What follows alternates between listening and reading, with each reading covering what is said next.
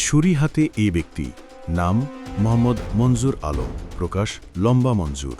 সিসিটিভির ফুটেজে আরও দেখা যায় মঞ্জুর দোকানের ভিতরে ঢুকে দোকানপাঠের মালামাল নষ্ট ও দোকানের মালিককে ছুরিকাঘাত করার চেষ্টা করছে।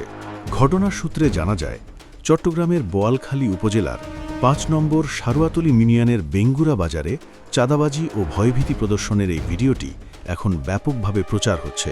জানা গেছে, পূর্ব খিতাবচর এলাকার শেখ আহমেদের ছেলে মোহাম্মদ মঞ্জুর আলম গত ১৯ ডিসেম্বর রাতে বাজারে এসে বিভিন্ন দোকানদারের কাছে চাঁদা দাবি করেন।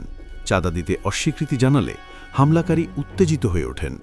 বাজারের একাধিক দোকানের সিসিটিভি ক্যামেরার ফুটেজে দেখা যায়, তিনি হাতে ধারালো ছুরি নিয়ে কয়েকজন দোকান মালিকের দিকে টেরে যান এবং ছুরি মারার চেষ্টা করে।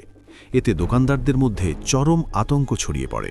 এক পর্যায়ে চাঁদা আদায় করতে না পেরে কয়েকটি দোকানে লুটপাট ও ভাঙচুর চালানো হয় বলে ব্যবসায়ীরা দাবি করেছেন। সিসিটিভি ফুটেজে ওই সময়ের বিশৃঙ্খল পরিস্থিতিও ধরা পড়েছে।